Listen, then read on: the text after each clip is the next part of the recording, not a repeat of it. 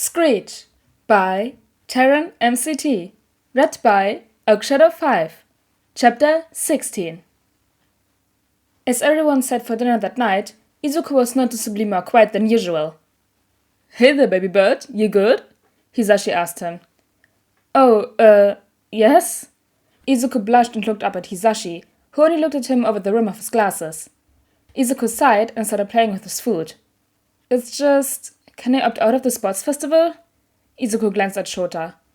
Shota paused in eating at Izuku's question and raised an eyebrow. "It's just..."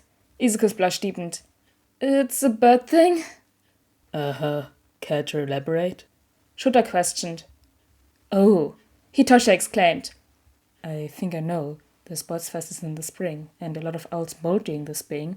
He looked at Izuku. Am I right? Izuku buried his face in his hands and nodded. "Every year, that sports fest is in the middle of my mold. I really can't do much of anything during those 2 weeks.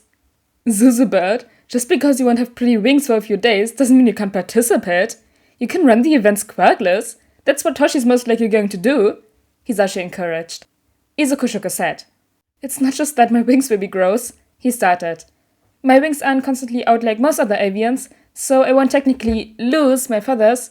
I won't even be able to manifest my wings until the mold is done. To compensate for that, though, my body gives me a pretty severe fever, and my back and joints ache the entire time. Also, I'll be itchy all over, I'll barely be able to sit still, and I'll be really cold and emotional." He looked at Shota. "Did you ever notice that Screech is never active around the time of the sports fest?" I am normally not out patrolling around the time of the sports fest myself, so no, I never noticed. Shota took another bite of dinner. That does sound like a pretty big disadvantage. Izuku nodded. "It'll start soon, probably in about a week." "How have you dealt with it in the past?" Hisashi asked. "Since you had been pretending to be quackless and all." "Well, it's the end of flu season, so it would just claim to have the flu. No one cared that the quackless kid was out of class, and even though the flu doesn't normally take 2 weeks to get over, they would just assume that I had a weaker immune system and couldn't fight off the flu like everyone else could." Izuku shrugged. "It's probably the only time I actually didn't mind being thought of as quackless." "Okay, well, we won't need to use that excuse again," Hisashi said. "Nezu will excuse you from classes for the weeks you're molting, and Hitoshi can bring you your homework." Shota nodded his agreement. And you'll be excused from the sports fest after Nezu hears about your circumstances. You can stay home and watch the event from the living room. Izuku grinned. "Thank you. I love watching it every year." I bet you could get Keigo to keep you company. Hitoshi added. I mean, he probably molds too, so he'd be sympathetic to what you're going through, and he could offer your input on any students he wants to scout for internships. Hisashi snorted. "Bold of you to assume he's going to put in an offer for anyone other than Izu." "He already told me he wanted to put in an internship offer to me, and I turned him down." Izuku shook his head. "I want to go underground, and while I love Kei, he's about as subtle as a lilac-breasted roller. No, I'll only accept an offer from an underground hero, and Kei knows it." Lilac-breasted roller?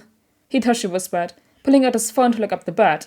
He whistled appreciatively when he saw the images. That bird was a mix of purples, blues, greens, and yellows. Shota let out a sigh. I was already planning to put in an offer for the both of you. I know your current skill sets, and no one else will be able to help Toshi with fine-tuning his capture scarf technique, and I'm not sure I trust many people to have a former vigilante around without attempting to arrest them. Izuku hummed thoughtfully. "Will I even be able to intern with another hero, though? What with the reform program and all?" Technically, yes. Shota hedged. The hero would need to be informed of your enrollment in the reform program, and your supervisor would need to approve the placement should they still be willing to mentor you. Izuku and Hitoshi gave Shota deadpan looks and then glanced at each other. "He'd never approve anyone else, would he?" Izuku sighed. Nope, you're stuck with him. Hitoshi verified. Izuku shrugged. "Well, good thing he's the only one I'd actually want to intern with." The next day, found Izuku at lunch with Hitoshi, Shoto, and Momo, all on the line to get their lunch from Lunch Rush. "I think I just got a little bit of rest today," Izuku said. "I'm not all that hungry." Hitoshi glanced at him. You didn't eat much at breakfast, he said. Are you feeling alright? Izuku waved his hand in a so-so motion. "I'm okay, for now, but I'm definitely starting to not feel well." Momo put her wrist to Izuku's forehead. "You don't have a fever?" she stated. "Not yet, no," Izuku verified, and then blushed. "I'm going to start molting in a few days, and I'm starting to show pre-mold symptoms. It's nothing serious, honest. What's nothing serious? Kaminari had come up next to the four, with Jiro tagging along. Hey there, hot stuff, he winked at Izuku, and grinned at the boy's bright blush. Kaminari, Izuku squeaked. You can't just say things like that. Kaminari grinned unapologetically. Watch me. Anyways, what's nothing serious? Shoto spoke up. Izuku was telling us about how he's going to be sick for a few weeks. Not sick, Izuku interjected. Molting. You'll have a fever, body aches, and won't be able to attend classes. That sounds like sick to me. Shoto deadpanned as he collected his food tray and waited for the others to get theirs. Izuku mumbled something under his breath no one could understand. Fine, close enough, he admitted louder. But I'm still going to be training as much as I can up until my mold starts in full. Hitoshi grinned at the others. You guys want to know a secret about Izu? Izuku's eyes widened. He knew where Toshi was going with this, and started to shake his head as Hitoshi's grin turned evil. My birdie brother is a master-level quirk analyst, so if you need any help with your quirk, you should ask him. Toshi! Izuku covered his face with one hand, since he had his lunch tray in the other. Why do you do these things to me? The others laughed, and they all migrated to an empty table. Hitoshi, Shoto, and Kaminari on one side, while Momo, Jiro, and Izuku were on the other, with Kaminari directly across from Izuku. Kaminari leaned across the table and smiled at Izuku. Was that real? He asked. Are you really all that good with quirks? Well, I have been analyzing quirks since I could hold a crayon, so I think I'm better than the average person my age, but I wouldn't call myself master level, Izuku hedged. Well, master level or not, I'm getting desperate to figure out how to stop going stupid every time I use my quirk, so if you have any ideas, I'd love to hear them. Are you sure? Izuku asked. I've been told often that my analysis is creepy, and once I get started, I have a tendency to just keep going. That's okay, I just want to know where I'm going wrong, so I can maybe fix it before the sports fest. Izuku took a deep breath. You asked for it? Okay, so where you're going wrong is here. You're trying to make your quirk do something it's fundamentally not meant to do. Now, with most people, when they try to do something that the quirk says they can't, or that it's not meant to do, nothing happens. Example, if Momo tried to make a living thing, her quirk wouldn't work, and nothing would happen. That's not going to happen with you, Kaminari. Your quirk will still produce the electricity, but you're overcompensating to try to make your quirk do what it's not meant to do. This is real life, not a video game, and you're trying to direct your electricity as if you were a real-life Pikachu. Izuku took a bite of his lunch and shrugged. It's not completely your fault, though, he continued. You've probably grown up with stories of Zeus and Thor, Pokemon, other video games, everything that shows lightning being something that can be directed, but that's not how your body and quirk are built. You are built to be a current.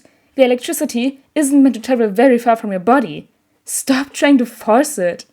You short circuit because you're trying to push out enough electricity to hit a target, but without some sort of guide, it's completely random where your electricity goes. Kaminari looked at him as though he had the answers to the universe. So what you're saying is, I'm not a long-range fighter? Not unless you work on some serious support gear. No, you are a walking, talking taser, and you should be focusing on close combat. Maybe look into some highly conductive metal knuckles, or conductive wire lines in a costume that would help direct your electricity to your limbs for more electric kicks and punches. Maybe add a staff with veins of copper or silver. At least until you decide on if you really want to incorporate a staff into your final costume, then you should go with gold. That will give you a little bit more range, while not shorting yourself out. Hitoshi nudged Kaminari. If you want, you can join the training with me and Izu after classes. When Izu's mold really starts, he's not going to be able to train with me. Kaminari's eyes sparkled as he looked at Izuku. Would that be okay with you? Sure. Shota usually oversees our training, though, Izuku warned. Kaminari tilted his head. Shota? Oh, Aizawa-sensei, Izuku clarified with a blush. Sorry, I've been calling him Shota ever since I started living with him a few months ago. Hitoshi smirked. You'll be calling him Dad soon, though. Izuku smiled at that. I accidentally did this morning, he admitted. I was in the living room reading ahead and lit when he came home from patrol. I don't know if he noticed or not. It was almost 3 a.m., and he just grunted, ruffled my hair, and went to bed. Hitoshi snorted and Shota chuckled, but Kaminari looked at Izuku wide-eyed. You've been up since 3 a.m. and you're still so awake? What is your secret? Izuku blinked at him and tilted his head almost 90 degrees, so his ear was pressed against his shoulder. I'm an owl. I don't really sleep at night. I train after classes, and then I go to sleep when I get home, wake up for dinner, then go back to sleep for as long as I can. I normally wake up around midnight or 1 a.m. and can't get back to sleep after that. Can I text you when my insomnia acts up? Kaminari asked. Normally I just end up playing games on my phone. Izuku shrugged. If you want to.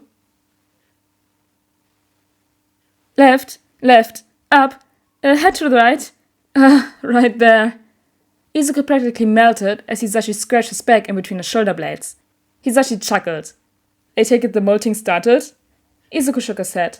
Still pre-molt, I can still bring out my wings for now, he said, manifesting his wings to prove it.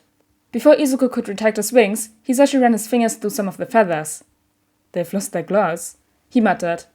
Izuku nodded. Yeah, it's almost time. He pulled one of his wings closer so he could see his feathers closer. Probably tomorrow or the day after. Izuku retracted his wings and leaned against Hisashi.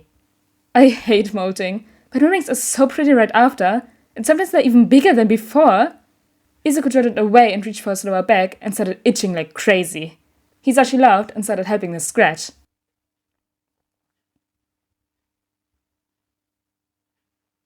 Oh, we have an excuse to not read the sports festival as C, Taran. Understandable though. But also this chapter is such a cute fluff chapter. It's just so cute. But anyways guys, I hope you all enjoyed chapter 16 of Screech and I'll see you all next time. Bye!